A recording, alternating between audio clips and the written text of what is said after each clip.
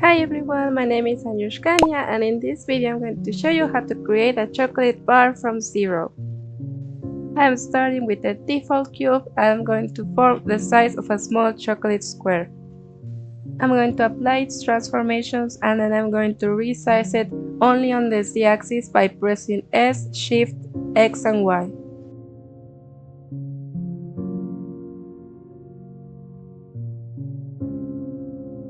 Afterwards, I'm resizing it, making it a little bit shorter on the z-axis, and I'm going to apply an inset in order to create a small top-like shape on the chocolate.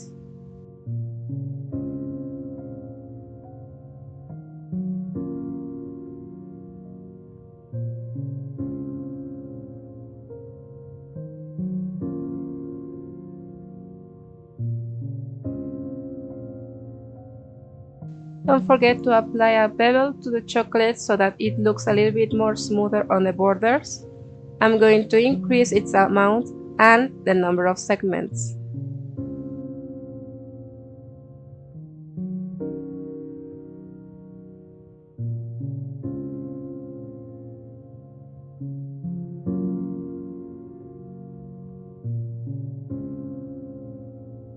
This will make it have its fine shape on the corners of the chocolate. I'm also going to auto smooth the normal so that the corners are more defined.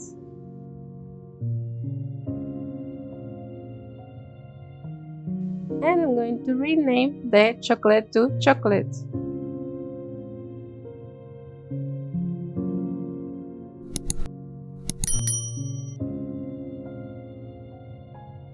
Now I'm going to create the small Lindt logo, so I'm going to import the SVG that I added on the link below on this video.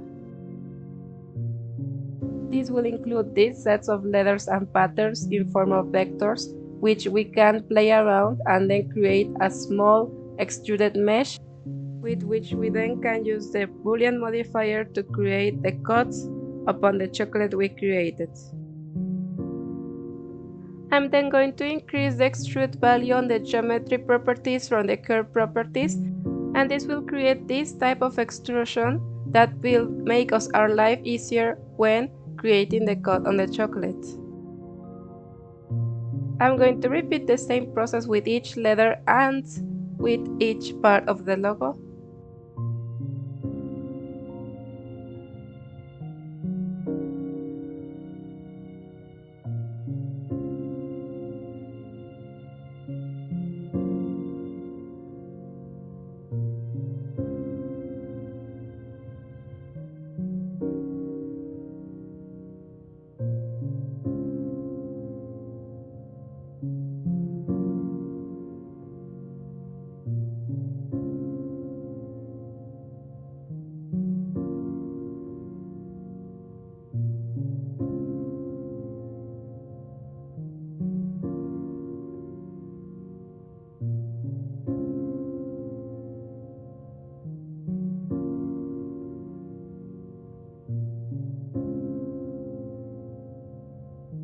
And once we have each part of our logo extruded, be sure to convert it to a mesh so that we have it as a mesh instead of a curved object.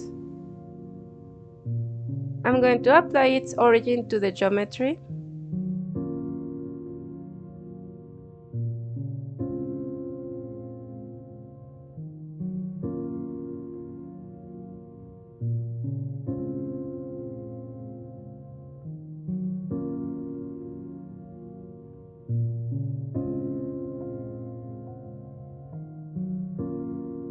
And the next step is to resize it and position it on top of the chocolate square we previously created.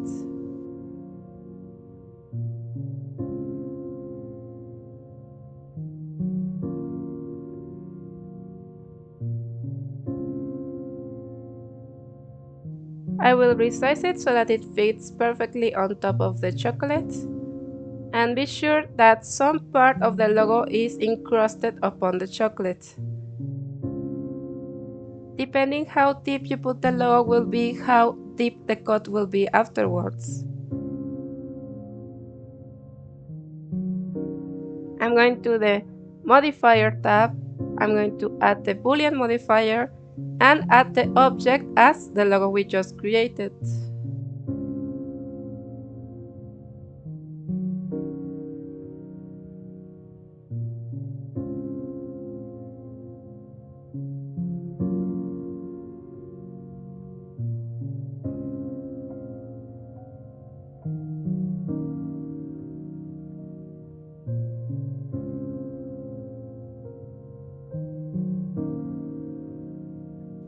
If we go to the object properties and display the logo as a wireframe, we can see how the cut is displayed upon the chocolate before applying the modifier. Once we are happy with the position of the logo, we can now apply the modifiers from top to bottom. It is important to apply the modifiers from top to bottom so that we don't get any errors afterwards on our mesh. You can now delete or hide the logo as you wish. And there we have the exact cut upon the chocolate of the Lindt Excellence logo. Now I'm going to apply the materials. I'm going to add first a material to the chocolate square.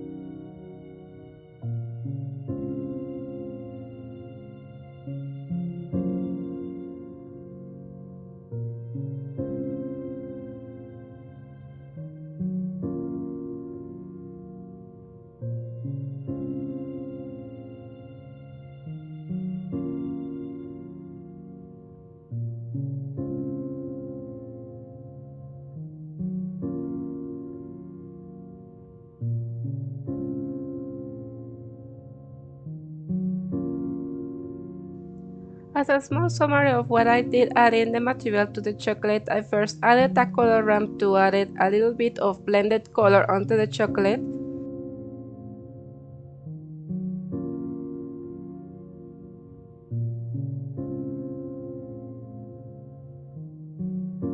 And with this noise texture, I'm adding a little bit of detail upon the chocolate, which will be as a little bit of crustiness on top of it.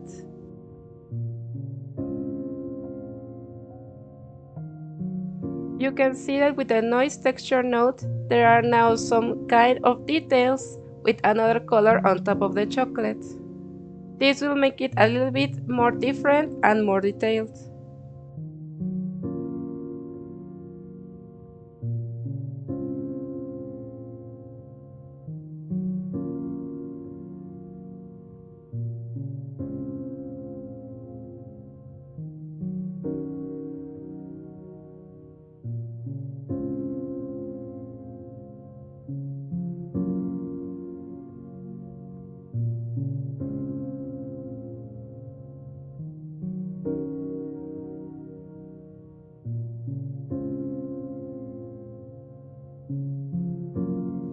And now, after duplicating the noise texture and adding a bump node, I'm going to add a little bit of bump or a kind of normal texture upon the chocolate. This will make the chocolate appear as if it has a little bit of irregularity upon its surface. No chocolate is 100% perfect, and every chocolate has a little bit of detail on its surface, so it will give it a little bit of a more realistic look.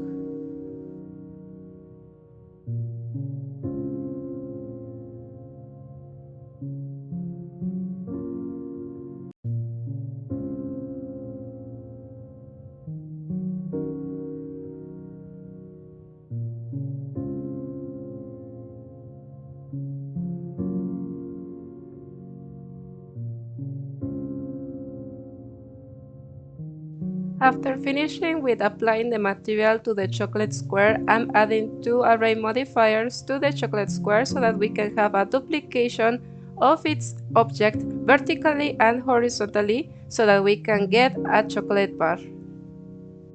Regarding the environment on the Blender scene, I'm searching for an indoor kitchen HDRI so that once we download it from the Polyhaven website, we can add it to our Blender scene and give it a more kitchen-like environment.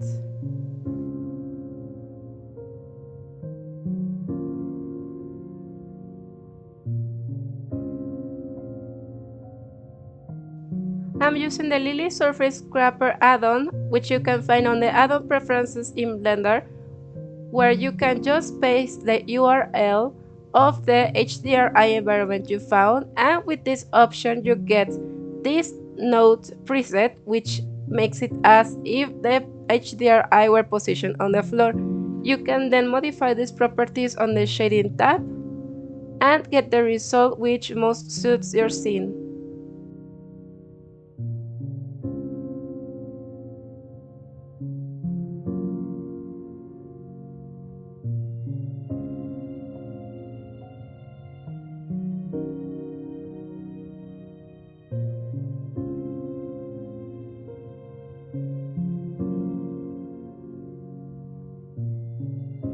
As you can see, I'm not utilizing the ground HDRI nodes because I don't want the environment stuck to the floor, and I want it as a kind of background to my chocolate bar.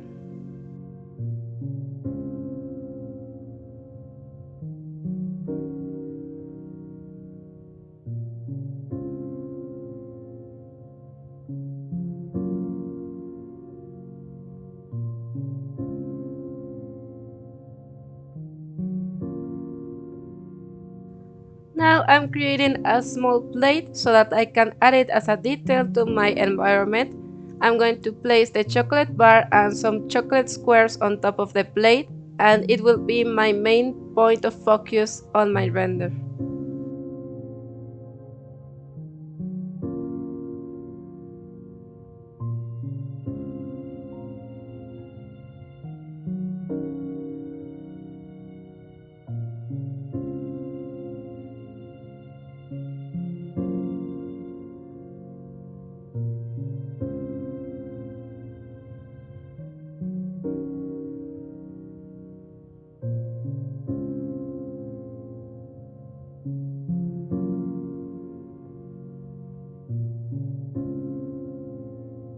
I've added a subdivision surface and a solidify modifier to the plate so that I can give it a smooth realistic look, and with the necessary loop cuts give it the definition that I want.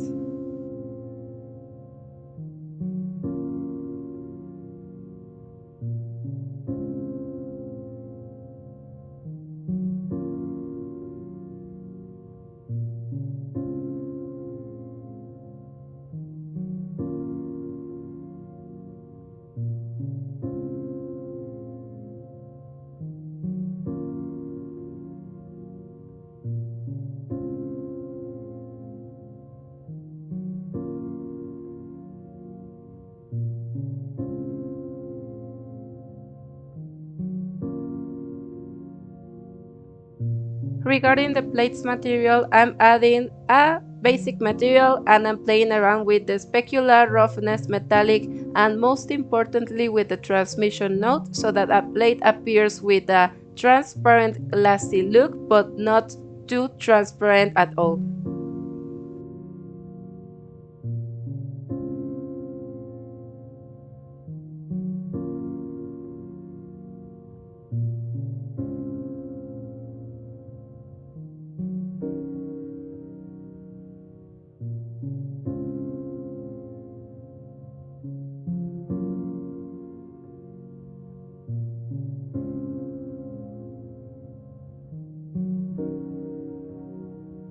And some of the final steps I'm creating on this scene is that I'm duplicating the chocolate bar I just recently created. I'm also duplicating another chocolate bar and removing its modifier so that I can be left with a small chocolate square. And feel free to position your chocolate bar and your chocolate squares on top of your plate however you like. I'm positioning them this way so that I can create this type of composition, but it's entirely up to you at the end.